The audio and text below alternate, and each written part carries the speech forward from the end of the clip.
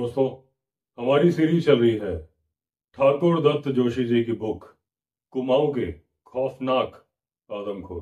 कहानी के पिछले पार्ट्स प्लेलिस्ट में है। अगली कहानी कंटिन्यू करते हैं। हमारी अगली कहानी है सूखा स्त्रोत चौफुला के आदमखोर शेरों का जोड़ा। कुमाऊं के मुख्य द्वार रामनगर से 15 किलोमीटर की दूरी पर रानीखेत रोड पर कौसानी अल्मोड़ा से उत्पन्न कोसी नदी के बीचों बीच प्राकृतिक टीले पर एक बहुत सुंदर सा मंदिर है जिसे बोला जाता है गर्जिया देवी का मंदिर। गिरजा देवी, जिनका कि स्थानीय नाम है गर्जिया देवी। ये मंदिर कोसी नदी की दो धाराओं के मध्य में स्थित है। बरसात के दिनों में यहाँ पर कोसी नदी में भयानक बाढ़ आती है और इतनी बाढ़ आती है कि उसे हाथी भी पार नहीं कर पाता। कोसी नदी के आर पार बड़े ही सुंदर और घने वन है। कोसी नदी में कई प्रजाति की मछलियां भी पाई जाती है और यहाँ पर एक फॉरेस्ट गार्ड की चौकी है जिसे बोला जाता है चौफुला चौकी। इस चौकी में रामनगर प्रभाग के कर्मचारी रहते हैं। कोसी नदी के किनारे पर है एक देवी चौड़ का खत्ता, यानी कि पशुओं को बांधने का एक कैंप, डंगरों का एक कैंप, जिसमें मंदिर का पुजारी और बाकी के और कर्मचारी अपनी गाय भैंसे और पालतू पशुओं का पालन करते हैं। यहाँ पर अन्य गांव वाले भी अपनी गाय भैंस रखते हैं। चौफुला के पास में ही नदी तक जाने के लिए एक पुल भी बना हुआ है और उस पुल से बेताल घाट, अमेल, सेठी, क्वाब, ओखलढूंगा, इन सब गांवों के निवासी रामनगर में हाट बाजार करने आते हैं। और जो चौफुला है वो भैंस वालों का रहने का स्थायी निवास है और यहाँ पर कालीगाड़ और सूखा स्त्रोत काफी मशहूर स्त्रोत है। और गर्जिया से ओखलढूंगा 2 मील की दूरी पर स्थित एक सुंदर गांव है और यहाँ के लोग रविवार यानी संडे और बुधवार यानी वेडनेसडे को रामनगर आते हैं हाट बाजार यानी कि शॉपिंग करने के लिए। ओखलढूंगा गांव में एक दुकानदार रहते थे जिनका की नाम था श्री गोधन सिंह जी। गोधन जी के पास अपना घोड़ा था और वो घोड़ा बहुत ही वफादार था। अपनी दुकान के सामान गोधन जी उस घोड़े पर ही लेके जाते थे जब वो जाते थे हाट बाजार के लिए। 1 फरवरी 1988 की बात है। अब गोधन सिंह जी सुबह 4 बजे अपने घर से घोड़े पर सवार होके चल पड़े रामनगर के लिए, क्योंकि उन्हें लगानी थी हाट बाजार में अपनी भी दुकान। उस घोड़े का नाम था लालू। घर से 4 किलोमीटर की दूरी पर एक देवी माता का मंदिर है। इसके पहले के जो दिन होते थे तो घर पर ही दूसरे घोड़े वाले भी गोधन जी से मिल जाते थे, लेकिन उस दिन कोई मिला नहीं तो गोधन जी अकेले ही चल पड़े और चलते चलते पहुंच गए सूखा स्त्रोत। अब जो घोड़ा लालू था उसके गले में गोधन जी ने एक घंटी बांधी हुई थी और जब लालू चलता था तो उस घंटी से बहुत जोर की आवाज होती थी। जब गोधन जी सूखा स्त्रोत पहुंचे तो सुबह के करीब 7 बज चुके थे। वहां पहुंचते ही वो घोड़ा लालू अचानक से चौकन्ना हो गया। उसने अपने दोनों कान खड़े कर दिए। लंगूर भी अलार्म कॉल कर रहे थे। गोधन जी भी समझ चुके थे कि आसपास कहीं शेर है, लेकिन उन्हें अंदाजा था कि शेर होगा तो जरूर, लेकिन कहीं दूर होगा। गोधन जी घोड़े लालू को जबरदस्ती हाँक रहे थे। लालू बढ़ना चाहता नहीं था, मालिक के दबाव की वजह से अनमने मन से आगे बढ़ रहा था और उस घोड़े यानी कि लालू के गले में जो घंटी थी उसकी आवाज से जो शेर था उसने लंगूरों का पीछा छोड़ दिया। अब वो चल पड़ा लालू और गोधन सिंह की तरफ। अब वो टाइगर यानी कि शेर घात लगाकर लैंटाना की झाड़ी, जिसे पहाड़ पर कूरी बोलते हैं, उसके पीछे छुप गया, क्योंकि उसे मालूम था कि उसका शिकार उसकी ही तरफ आ रहा है। अब मौत का तकाजा था वक्त की नजाकत थी, किस्मत और होनी को जो मंजूर था। गोधन सिंह जी ये जानते हुए कि टाइगर यानी कि शेर पास में ही है, फिर भी वो चौकन्ने नहीं हुए। आगे चलने पर चौफुला चौकी करीब 500 मीटर की दूरी पर थी, और क्योंकि गोधन जी दबाव बना रहे थे तो घोड़ा लालू अनमने मन से चल रहा था, तेज तेज चल रहा था। तो गले की घंटी की आवाज भी तेजी से ही बोल रही थी। जामुन के पेड़ पर बैठी चिड़िया बहुत जोर जोर से चिल्ला रही थी कि सामने खतरा है, खतरा है, खतरा है। पास की झाड़ी से सरसराहट की आवाज हुई। घोड़ा समझ गया खतरा आ गया है।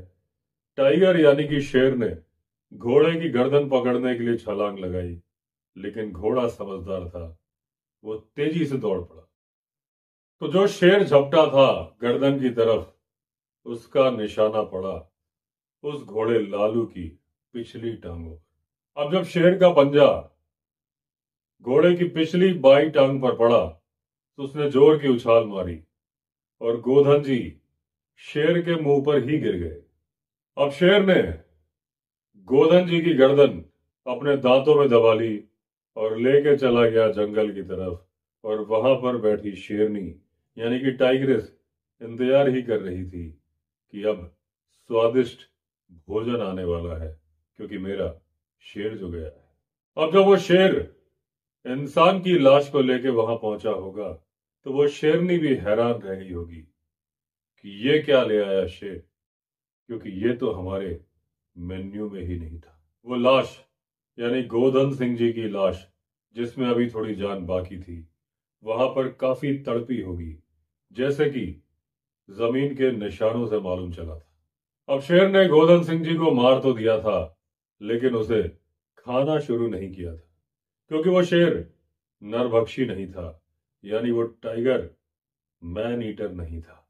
मारने के बाद भी वो टाइगर यानी कि शेर बहुत देर तक वापस लौटा नहीं उस लाश पर, और पेड़ पर बैठी चिड़िया जोर जोर से चिल्ला रही थी। अब काल को देख के वफादार से वफादार साथी भी डर जाता है, हर प्राणी डर जाता है। ऐसे ही जब शेर गोधन सिंह जी को ले गया था तो उनका घोड़ा लालू डर गया था, लेकिन उसके बाद वो तेज तेज दौड़ते हुए चौफुला चौकी पहुंचा।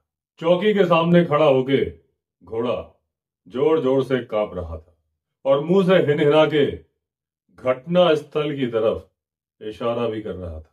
चौफुला चौकी में उस वक्त 2 फॉरेस्ट गार्ड तैनात थे। एक का नाम था श्री गोविंद वल्लभ, दूसरे का नाम था श्री राजे सिंह तोमर। वो दोनों उस घोड़े लालू को पहचान गए। उन्हें मालूम था कि ये घोड़ा तो ओखल ढूंगा वाले गोधन सिंह का है, लेकिन उन्होंने सोचा कि यह घोड़ा बिना मालिक के कैसे आया, वो भी हांफते हुए। गोविंद वल्लभ ने कहा कि इसके पीछे पीछे गोधन सिंह भी आ रहा होगा। घोड़ा बहुत जोर से हिनहिना रहा था, अपने मुंह से इशारा कर रहा था, अपने अगले पैर भी जोर जोर से पटक रहा था। अब ये दोनों ध्यान से उसे देखते रहे। इनकी समझ में नहीं आ रहा था कि घोड़ा ऐसा कर क्यों रहा है। इसके पहले तो ये घोड़ा ऐसा कभी नहीं करता था। सुबह के 8 बजे थे। ये दोनों कुछ देर तक और इंतजार करते रहे, लेकिन गोधन सिंह था कि आया ही नहीं। अब इन लोगों ने उस घोड़े को चौकी पर बांध दिया। अब 8:30 बजे तक भी जब गोधन सिंह वहां पर आया नहीं तो राजे सिंह तोमर ने कहा कि जरूर दाल में कुछ काला है, और उन्होंने यह भी कहा कि मैं गर्जिया चौकी से बंदूकधारी गेम गार्ड को बुला के लाता हूं। वो अपनी साइकिल से गए गर्जिया और वहां से बुला के लाए श्री थान सिंह को। थान सिंह के पास, जो कि थे वाइल्ड लाइफ गार्ड, उनके पास थी कारतूस वाली दुनाली बंदूक। अब ये तीनों लोग सूखा स्रोत की सड़क सड़क गए और पहुंच गए खेल ढूंगा की तरफ। अब जब ये चौकी से आगे बढ़े तो इन्हें घोड़े के ऊपर से गिरे हुए खाली कनस्तर, बोरे और बाकी सामान दिखा। ये समझ गए कि मामला तो गंभीर है। अब क्योंकि इनका शक भी बढ़ चला था तो पंडित गोविंद वल्लभ बोले, थान सिंह बंदूक में कारतूस डाल लो। थान सिंह बोले, हाँ मैंने पहले ही भर रखे। जब वो लोग जामुन के पेड़ के पास पहुंचे तो उन्हें दिखाई दिए टोपी और चप्पल। अब ये लोग वापस चौफुला चौकी आ गए। आपस में परामर्श करने लगे कि रामनगर वन प्रभाग को इस घटना की खबर देनी होगी। अब इन्होंने कहा, तोमर, तुम कुमेरिया कालीगढ़ के रास्ते पर जाकर फायर वॉचर को गोधन सिंह के घर पर भेजो और पता करो गोधन सिंह कहाँ है, और घर पर सूचना देना कि गोधन सिंह का घोड़ा तो चौकी पहुंचा है लेकिन गोधन सिंह का अता पता नहीं। अब ओखलढूंगा गांव में हलचल मच गई। सबको लग रहा था कि गोधन सिंह को शेर ने मार दिया होगा, क्योंकि जब घोड़ा चौफुला पहुंच गया, सारा सामान भी रास्ते में गिरा है, तो फिर गोधन कहाँ है। अब वहां से गांव वाले पैदल चले। रास्ते में लेंटाना की झाड़ियों के पास में लंगूर अलार्म कॉल कर रहे थे। अब लेंटाना की झाड़ियों के बीच से टोपी, चप्पल और 2 बूंद खून पड़ा हुआ देखा गया और झाड़ी के अंदर घसीटने के निशान भी थे। अब इन लोगों को पक्का विश्वास हो गया कि गोधन सिंह को शेर ने मार दिया है। इन्होंने सोचा कि हमारे पास तो बंदूक भी नहीं है, तो इन्होंने सोचा कि चलो चौकी ही चलेंगे, वहीं पर परामर्श करेंगे कि आगे करना क्या है। सबका यही मानना था कि जब वन विभाग वाले आएंगे तभी लाश की खोजबीन की जाएगी। उधर रामनगर से फील्ड डायरेक्टर का ऑर्डर मुझे हो गया कि ओखलढूंगा के गोधन सिंह को चौफिला चौकी के पास में शेर ने मार दिया है। अब मैंने उठाई अपनी 315 बोर राइफल। मेरे साथ थे सहायक वन्य जीव प्रतिपालक श्री खुशहाल सिंह और वन्य जीव गार्ड श्री राम नरेश। अब मैं इन लोगों के साथ में गड़जिया से ओखलढूंगा जाती जिला बोर्ड की 6 फुटा रोड पर चलते चलते पहुंच गया चौफुला चौकी। वहां मेरे इंतजार में बैठे थे गांव वाले लोग और वन्य कर्मचारी। शाम के बज चुके थे 4। हम सारे लोग घटना स्थल पर पहुंचे। अब घटना स्थल पर पहुंचते पहुंचते बज गए थे शाम के 5। हमारे पास एक .315 बोर की राइफल और 2 12 बोर की शॉटगन थी।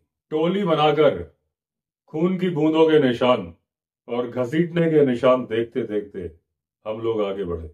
अब जंगल में अंधेरा हो गया था, निशान थे कि दिख नहीं रहे थे। सारे लोग डर चुके थे, आगे बढ़ने में डर रहे थे। अब सब लोगों ने विचार विमर्श किया कि अंधेरी रात में लाश को ढूंढने में बहुत खतरा है, सुबह लाश को ढूंढेंगे।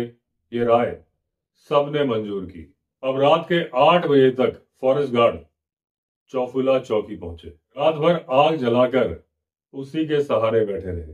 खाने का भी इंतजाम नहीं हो पाया था, सिर्फ चाय पी पी कर और आग के सहारे रात काटी। क्योंकि चौकी जंगल में थी, थोड़ा बहुत ही खाने का सामान फॉरेस्ट गार्ड वहां पर रखते थे। 2 फरवरी 1988 को सारे लोग सुबह 8 बजे दोबारा पहुंचे घटना स्थल पर। रात में जो ओस गिरी थी उससे पूरा जंगल तर हो रहा था, यानी कि गीला था। लोग एक दूसरे को आवाज देते हुए, हल्ला करते हुए आगे बढ़ते जा रहे थे। मैं सबसे आगे चल रहा था और करीब 20 लोगों की लाइन मेरे पीछे थी। मुझे गोधन सिंह का बास्केट नजर आ गया। मेरी .315 राइफल में 5 राउंड तो पहले से ही लोडेड थे। पीछे भी लोग कुल्हाड़ी, दराती और लाठियां लेकर चल रहे थे।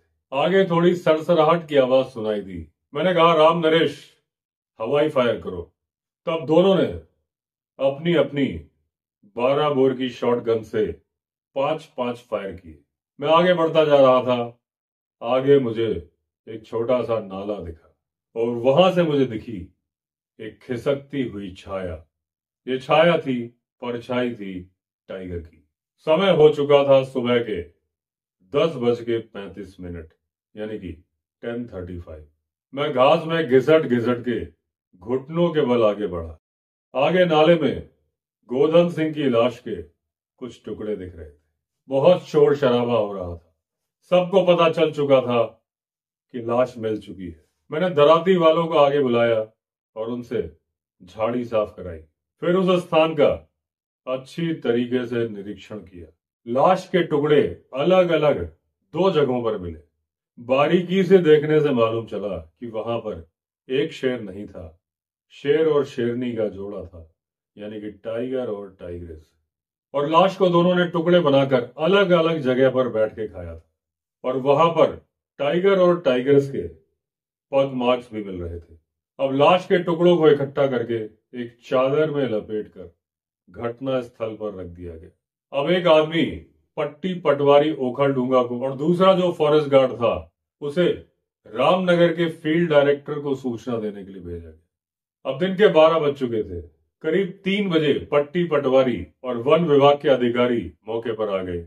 उन्होंने निरीक्षण किया, लाश का पंचनामा किया और उसे दफनाने की बात बोलकर वहां से चले गए। साथ में ही वो मुझसे परामर्श करने लगे कि इस शेर को यानी टाइगर को मारा कैसे जाएगा। मैंने उन अधिकारियों से कहा कि आप में से एक व्यक्ति रामनगर से फील्ड डायरेक्टर से इस शेर को आदमखोर घोषित करवाने की कार्रवाई शुरू करवाए और शेर मारने वाले अधिकारी को भी वन्य जीव प्रतिपालक, मुख्य वन जीव प्रतिपालक ही अधिकृत करते। उस समय रामनगर में फील्ड डायरेक्टर थे श्री अशोक सिंह। उन्होंने आवश्यक लिखा पढ़ी की और मुझे आदेश दिया कि शेर पर निगरानी रखी जाए। हर रोज उस टाइगर के पगमार्क चेक किए जाए और उसके लिए चारा बांधते रहा जाए। हम लोग आदेश को मानते हुए कार्रवाई पर लग गए। तीसरे दिन शेर को मारने का आदेश जारी हुआ और मुझे शिकारी घोषित कर दिया गया। एक भैंस का पाड़ा नजदीक में ही बांध दिया गया, वो जगह जहां पर गोधन सिंह को मारने वाली घटना हुई थी। जिस रात बांधा गया था पाड़े को, टाइगर आया और उसी रात उस पाड़े को खा गया। अब चौफिला में एक गाय भैंस पालने का खत्ता यानी कैंप भी था, जैसा कि मैंने पहले बताया था। अब उस खत्ते में श्री चंद्रमणि जो कि थे ओखलढूंगा के, वहां पर रहता था नंदराम का लड़का भी। 2 फरवरी 1988 को श्री झुवर सिंह अपनी भैंसों को चराने के लिए कालीगाड़ परेवा पश्चिमी ब्लॉक में गए थे। अब उन शेरों ने यानी टाइगर और टाइग्रेस ने भैंसों के गले में बंधी हुई घंटियों की आवाज सुनी तो वो भी चल पड़े पीछे पीछे सूखा स्रोत से कालीगाड़ की तरफ। झुवर सिंह भैंसों के साथ ग्वाले थे। उनके हाथ में थी पाटल और एक लालू नाम का कुत्ता जो कि बहुत ही वफादार था, हमेशा उनके साथ रहता था, आज भी था। कुत्ता टाइगर की मौजूदगी को भांप गया। उसने तेजी के साथ भौंकना शुरू किया और गोधन की हत्या जब टाइगर ने कर दी थी उसके बाद वो गांव और आसपास के सारे गांव वाले चौकन्ने थे, तो चौकन्ने हो गए झुवर सिंह भी। टाइगर झुवर सिंह पर एकाएक वार करने के लिए आया। कुत्ते ने हल्दू के पेड़ के पीछे से जोरदार तरीके से भौंकना शुरू कर दिया। अब झुवर सिंह भी पाटन को जोर जोर से हिलाते हुए चिल्लाते हुए किसी तरह वापस आ गए खत्ता में जो कि था चौफुला में। इस घटना की खबर भी रामनगर के फील्ड डायरेक्टर को भेजी गई। गाड़ी से मुझे चौफुला चौकी पहुंचाया गया। यहाँ पर अन्य सहयोगी खुशहाल सिंह, राम नरेश फॉरेस्ट गार्ड, ये सब लोग पहले से ही मौजूद थे। दिन के बज चुके थे 12। सब लोग साथ में मिलकर सूखा स्रोत के पास मचान बनाने की नीयत से वहां पहुंचे। बड़ी मुश्किल से एक ऐसा पेड़ मिला जिस पर मचान बनाना संभव था। वो पेड़ था जामुन का पेड़। उसके पास में ही एक मजबूत खूंटा गाड़ा गया और उस खूंटे से बांधा गया उस पाड़े को जो कि बनने वाला था टाइगर का चारा। थोड़ी देर बाद मैं और मेरे सहयोगी उस मचान पर बैठ गए। कर रहे थे हम इंतजार टाइगर का। स्रोतों के बीच में बंधा हुआ पाड़ा जोर जोर से बोल रहा था क्योंकि उसे आभास हो रहा था कि आज उसकी मौत उसके नजदीक ही है। हम देख भी रहे थे, सुन भी रहे थे। शाम के 5 बज रहे थे। शेर करीब 400 मीटर की दूरी में झाड़ियों से निकल के रोखड़ यानी नदी के किनारे का सूखा इलाका वहां पर। शाम का वक्त था, फरवरी का महीना था। हल्की हल्की धूप, गुनगुनी धूप बहुत प्यारी लग रही थी। शेर बैठ गया क्योंकि उसे धूप अच्छी लग रही थी।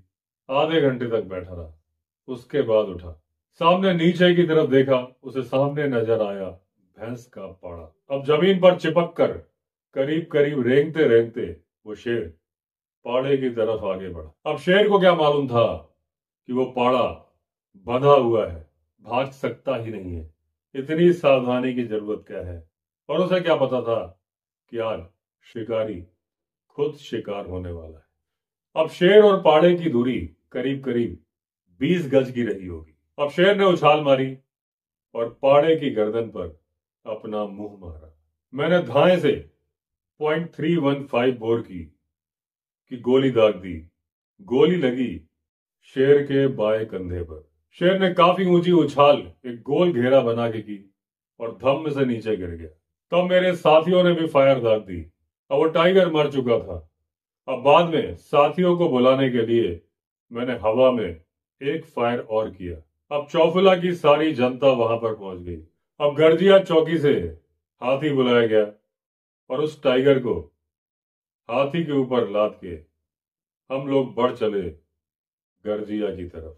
गर्जिया से टाइगर को लादा गया जीप में। रामनगर पहुंचते पहुंचते रात के 8 बज चुके थे। सुबह सुबह उस शेर का यानी कि टाइगर का पोस्टमार्टम कराया गया। वो मैन ईटर यानी कि आदमखोर तो था ही था, उसके अंदर सबूत भी मिलने ही थे। डॉक्टर ने भी उसके नरभक्षी यानी कि आदमखोर मैन ईटर होने की घोषणा कर दी। कुछ दिन तक सूखा स्त्रोत के जंगलों में और आसपास के इलाकों में शांति बनी रही।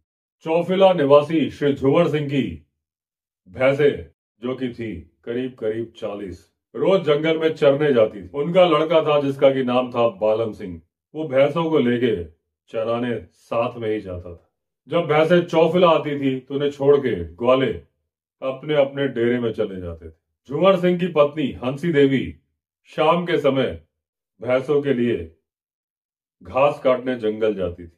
चौफुला के पास में एक छोटा सा चारागाह था जो कि काम आता था गाय और भैंसों के। वहां पर 2-4 घर भी थे। बरसों से थे ये घर, और ये घर थे भैंस पालने वाले लोगों के। वहां पर रहने की अच्छी व्यवस्था थी। घोड़ों के लिए भी चारा और पानी की व्यवस्था भी थी। चौफुला में वन रक्षक की एक पुरानी 2 मंजिला चौकी है। देवी चौड़ गांव में चंद्रमणि जी रहते थे जो कानों से थोड़ा ऊंचा सुनते थे। उनके पास थी देवी चौड़ा में 4 बीघा जमीन। वो खेती का काम भी करते थे। उनके थे 4 बालक। एक बालक था नंदा वल्लभ, उसकी शादी हो चुकी थी। घरवाली का नाम था हीरा देवी। उनके पास करीब 12 भैंसे थी जो कि सुबह जंगल में चरने के लिए जाती थी और शाम को वापस आ जाती थी देवी चौड़। आदमखोर शेर ने सूखा स्त्रोत में स्वर्गीय गोधन सिंह और हंसुली देवी जो कि पत्नी थी झंगूर सिंह जी की जो कि थे चौफिला वाले, इन लोगों को पहले ही अपना शिकार बना लिया। उन दिनों टाइगर के साथ में टाइगरेस भी थी। टाइगर को तो मैंने मार दिया था लेकिन टाइगरेस बच गई थी। मुझे मालूम था ये, और ऐसा मेरा अंदाजा था कि टाइगर के साथ में जो टाइगरेस है वो भी आगे चल के मैन ईटर बन जाएगी, क्योंकि उस टाइगरेस ने भी उन इंसानों के शवों को टाइगर के साथ में खाया था। उस समय दोनों कपल यानी प्रेमी युगल के रूप में साथ में ही थे। और आखिर वही हुआ, वो टाइग्रेस हीरा देवी की मौत का कारण बनकर ही रही।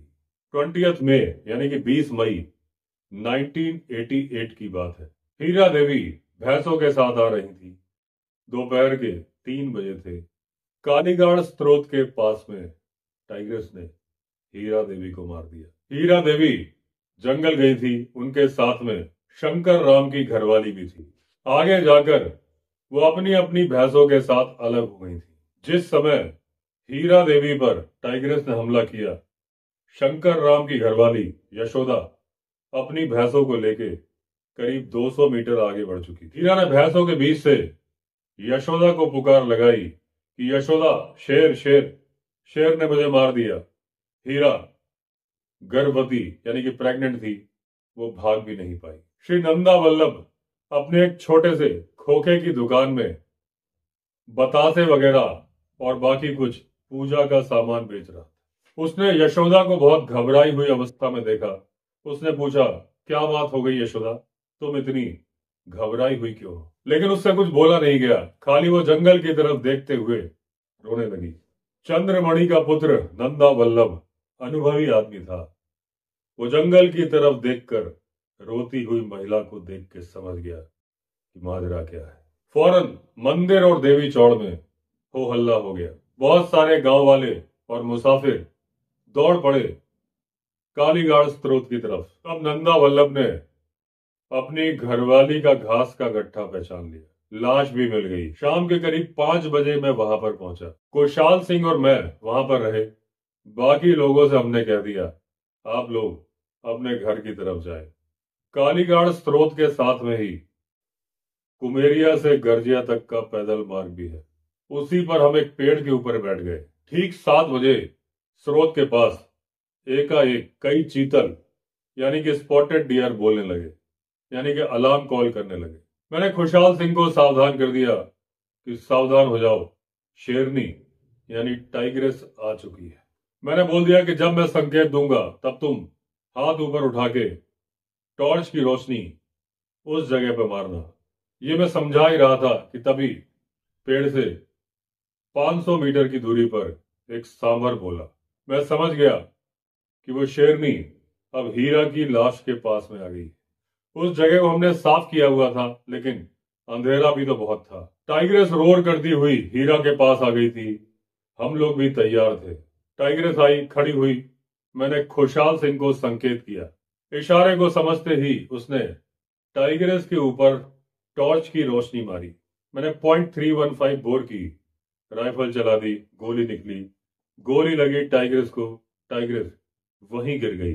हम 1 मिनट तक इंतजार करते रहे, अपनी तसल्ली करने के लिए कि टाइग्रेस मर गई है कि नहीं। बाद में गांव वाले और फॉरेस्ट डिपार्टमेंट का स्टाफ आया। टाइग्रेस को ले जाके मंदिर के पास में रखा गया। रात के 8:30 बजे तक लोगों ने आकर उसे देखा। उसके बाद उसे ले जाया गया रामनगर। अगले दिन वेटनरी डॉक्टर ने उसका पोस्टमार्टम किया। टाइग्रेस के पेट में 5 बच्चे डेड पाए गए। टाइग्रेस का आतंक खत्म हो गया था। आदमखोर शेरों का आतंक खत्म हो गया था। फॉरेस्ट डिपार्टमेंट ने मुझे पुरस्कृत भी किया। लेकिन मुझे बहुत दुख हुआ कि टाइग्रेस गलत जगह रहने की वजह से आदमखोर बन गई थी और उसके पेट में 5 बच्चे भी उसके साथ ही मर गए। तो दोस्तों, इस तरह से एंड हुई है स्टोरी। अगली कहानी में फिर मिलेंगे। अगर आपने चैनल सब्सक्राइब नहीं किया है तो चैनल सब्सक्राइब कर दीजिए। चलिए फिर मिलते हैं। तब तक के लिए all the best. Vande Mataram.